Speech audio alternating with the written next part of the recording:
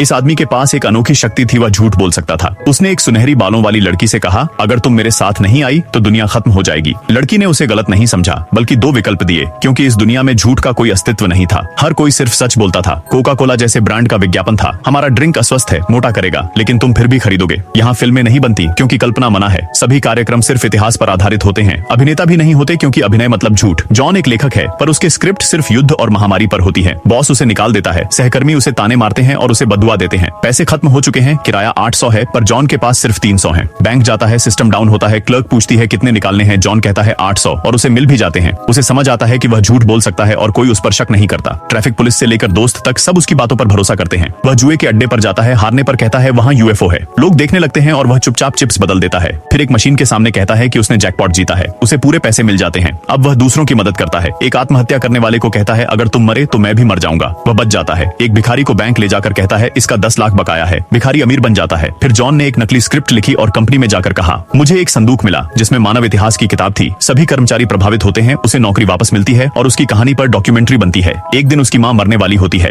वह डरती है। जॉन कहता है मरने के बाद स्वर्ग होता है। माँ मुस्कुराकर शांति से मर जाती है। यह बात फैल जाती है, मीडिया और दुनिया उसके घर के बाहर जुट जाते हैं। जॉन कहता है मरने के बाद एक खुशहाल जगह होती है और उसे ईश्वर चलाता है। लोगों को यकीन हो जाता है। जॉन दुनिया का पहला धर्म बनाता है और उसे ईश्वर का दूत कहा जाने लगता है। अब वह अपनी पुरानी प्रेमिका अन्ना से मिलता है और प्यार का इजहार करता है, पर अन्ना कहती है तुम्हारे जैसे दिखने वाले बच्चे नहीं चाहिए। जॉन चुप रहता है, झूठ नहीं बोलता। अन्ना की शादी तय हो जाती है। शादी के दिन जॉन उठकर विरोध करने आता है, पर झूठ नहीं बोलता। अन्ना उसके पीछे आती है और पूछती है तुमने भगवान से क्यों नहीं पूछ। जॉन कहता है क्योंकि भगवान जैसा कुछ है ही नहीं, ये सब मैंने बनाया था। पर अन्ना को झूठ का मतलब ही नहीं पता था, क्योंकि इस दुनिया में सिर्फ जॉन ही झूठ बोल सकता था।